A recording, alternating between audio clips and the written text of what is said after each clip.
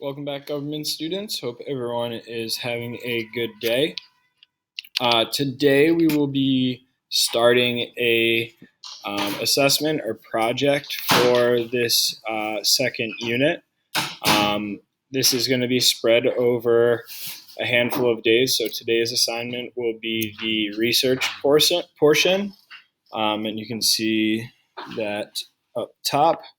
And then next week, you'll do the writing portion on Tuesday. Okay, one important note, these will be the first marking period 2 grades because it's carrying over into next week.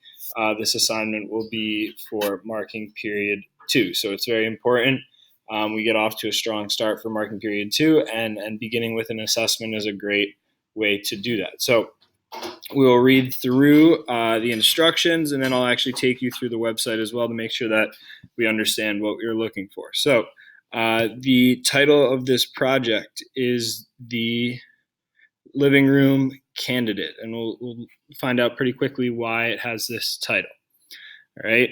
In the introduction, we learn a little bit about the role and history of television and advertisements in presidential campaigns within American history. So it says beginning in 1952 with Dwight Eisenhower's venture into television advertisement for presidential campaign, advertisements have gained an increasingly influential role in presidential elections. Over the past 60 years, these advertisements have taken a variety of forms with the singular goal of convincing voters to select one candidate over another. Your job will be to focus on one election. Within this singular election, you will research the historical events surrounding the candidates and investigate how advertisements were employed. The end result will be a written work that details how candidates integrate advertisements into their campaign. One thing I want to note before we actually go to the website, since we're going to be studying the 2020 election in further detail, you cannot select this election, okay? So you can go from any campaign from 2016 backwards, but we're not going to be doing this project on the 2020 election. Okay, so I'm going to pull up the website quickly so that we can look through this site together to understand what we should be looking for. So when you pull up the web page, this is going to be the home page you will see. On the right-hand side, we see that they give you a little introduction, a little background on the purpose of the website. And then on the left-hand side, we want to look at the list of election years. And this is where you are starting your process for this project. As I said, we can do any election year outside of 2020. So I'm going to choose a random one just to show you guys what the interface looks like once you choose an election. So let's say, for example, I choose 1976. What comes up is a display page for this election. All right, and you'll see that there's various tabs on the right-hand side, and right now it's selecting 1976. And this is giving you some of those current events that are impacting this election. Okay, so when you're asked to identify what's going on during this time period that's impacting the election, this date tab will give you that information. If I want to learn a little bit about the candidates, all right, I can click on their name. So Jimmy Carter is the presidential candidate for the Democratic Party, and it gives some background on him. It also gives you some specifics on the type of advertisements and the focus of the advertisements he's running. And then if you click the other name, you'll see the other candidate, the Republican candidate, Gerald Ford. Once again, they give some background information on him and the advertisements he's running. The final tab is the results tab, and this shows you the election map, the electoral vote, and the popular vote as well. Okay, so this kind of section on the right-hand side is very good for giving you that context, giving you that background on the candidates. On the bottom, you will see that there's a display of the various advertisements that each candidate runs. So if we go back to the assignment,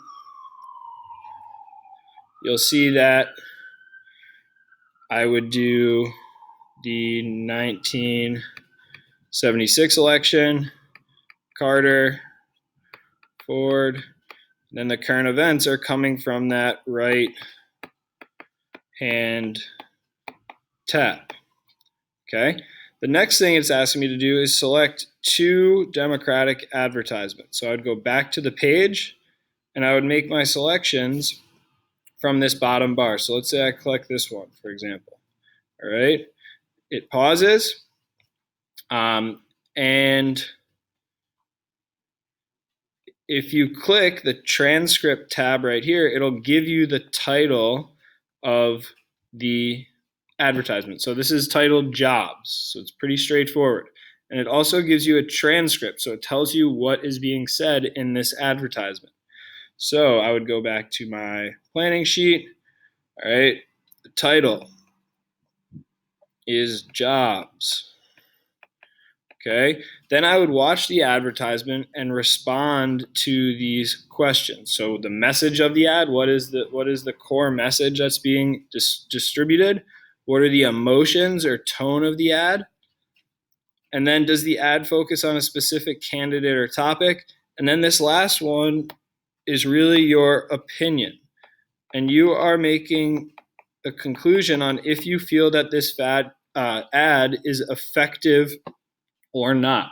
Do you believe that this would be effective in convincing voters to vote for this candidate, and why? This should be a detailed opinion of this specific advertisement. You'll then do that for a second advertisement for the Democratic candidate. Then on the last sheet, you're going to shift to looking at the Republican candidate. So for example, I would go down to the Republican candidate. I would select this advertisement here, go to the transcript, and it's titled Man on the Street, Democrats. All right. And then I would go through that same process. So we're utilizing this website to help us work through this research portion of the activity. And then come next week, we'll use all this research to help you write a written response. I am teaching live students today, so we won't have Zoom office hours. If you have questions about this, or if portions confuse you, you can message me directly through the document. We will pick up office hours tomorrow, which is Friday, and that is also the last day of the marking period. So there's a lot going on in these last couple of days.